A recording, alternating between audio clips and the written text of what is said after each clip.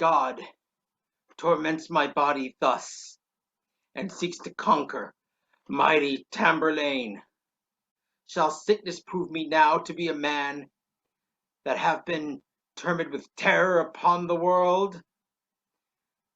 Techeles and the rest come, take your swords, and threaten he whose hand afflicts my soul.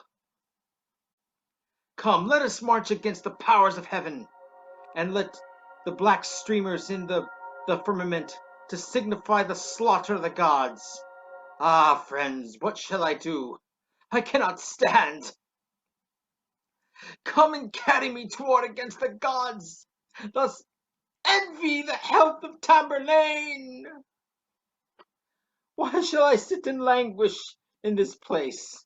Nay, strike the drums, and lead in revenge of this. Come, let us take our spears and pierce the breast whose shoulders bear the axle of the world. And that if I perish, heaven and earth shall fade. That Adamas haste to the court of Jove, and will to him send Apollo hither straight to cure me, or I'll fetch him down myself. See where my slave, that ugly monster Death, shaking and quivering, pale with and wan for fear, and stands aiming at me, aiming with a murdering dart. Who flies away at every chance I give, and when I look away, he comes stealing on. Villain, away! And hie thee to the field. I and mine army will come to take thee back, with the souls of 1,000 mangled carcasses. Look where he goes, but see he comes again, because I stay. Techeles, let us march. Away, weary death, bear thy souls to hell. Sit still, my lord, and this grief will cease. Young Calipene has fled from your majesty, has now gathered a fresh army, and offers to sit upon us presently. Thus are the villain cowards fled for fear, like summer's vapors vanished in the sun. And that could I but while pursue the field, that Calipene should be my slave again. But I perceive my martial strength is spent. In vain I strive and rail against those powers that mean to invest in me a higher throne, and much too high for this dreadful earth. Give me a map, and let me see how much is left for me to conquer. All the world, that these my sons finished my wants.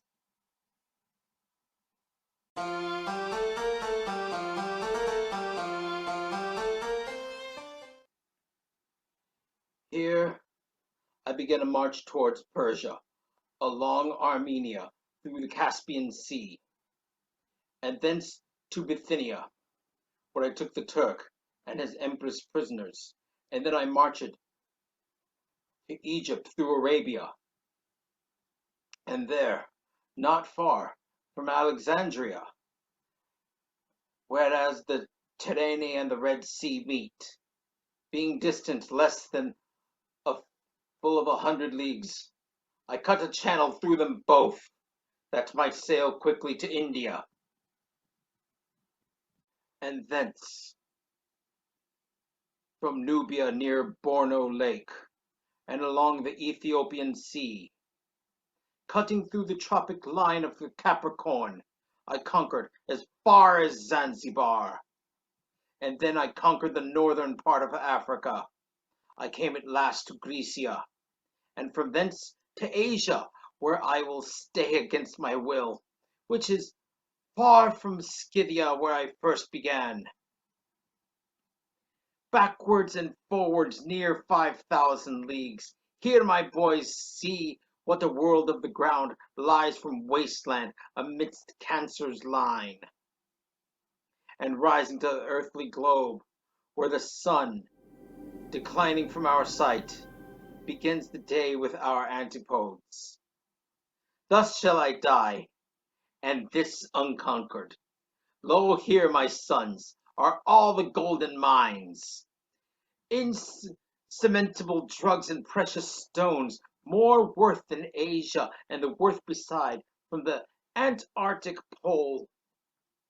Eastward behold more land, where there was never described, wherein the rocks of pearl that shine as bright as all the lamps is the beauteous sky. Thus shall I die, and this unconquered.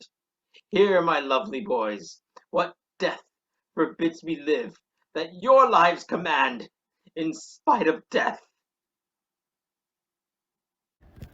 Alas, my lord, how should our bleeding hearts, wounded and broken with your highness's grief, retain a thought of joy or spark of life? Your soul gives essence to our wretched subjects, whose matter is incorporate in your flesh.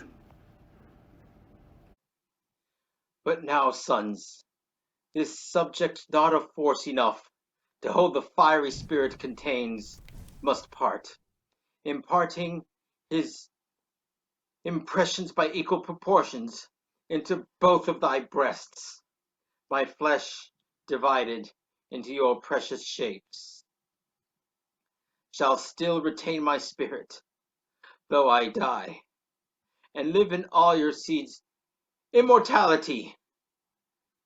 Then remove me now, that I may resign my place and proper title to my son. First, take my scourge and imperial crown, and mount my royal chariot estate, that I may see thou crowned before I die. Oh, help me, my lords, and make this my last remove.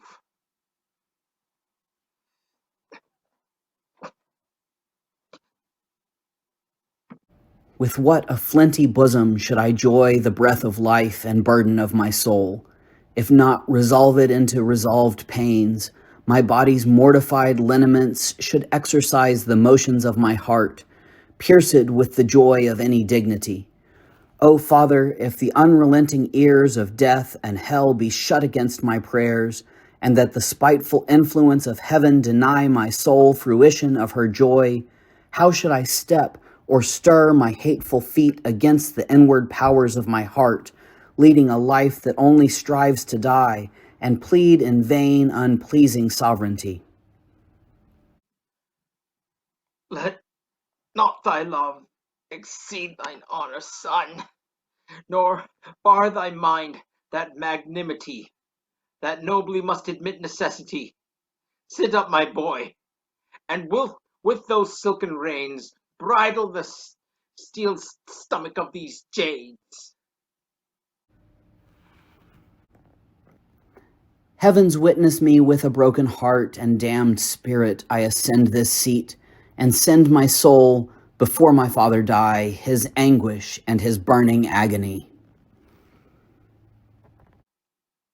Now fetch the hearse of fair Zenocrate. Let it be placed by this my fatal chair, and serve as a parcel of my funeral.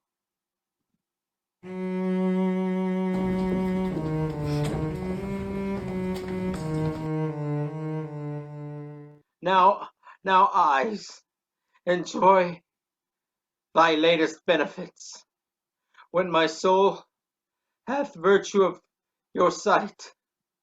Pierce through the coffin and this sheet of gold, and glute your longings with a heaven of joy. So reign, my sons, scourge and control these slaves, guiding thy chariot with thy father's hand.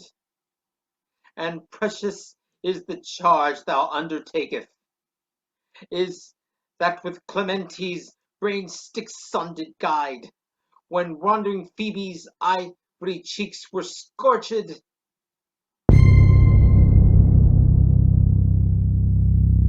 and all the earth like Aetna breathing fire. Be warned by him, then learn with an awful eye to sway a throne as dangerous as this. For if thy body thriveth not full of thoughts, and pour thy fiery fetious beams, that nature of these proud rebelling jades will take occasion by the slenderest hair, and draw thee piecemeal like Hippolytus through the rocks more steep and sharp of the Caspian cliffs. The nature of thy chariot will not bear a guide baser temper than myself, a guide nor than heaven's coach than pride of Phaethon. Farewell, my boys, my dearest friends, farewell.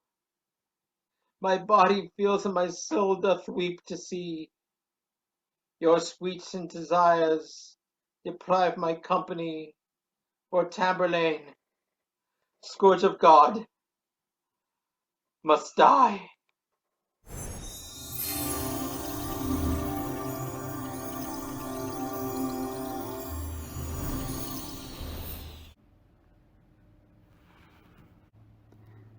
Meet heaven and earth, and here let all things end. For earth hath spent the pride of all her fruit, and heaven consumed his choicest living fire. Let earth and heaven his timeless death deplore, for both their worths will equal him no more.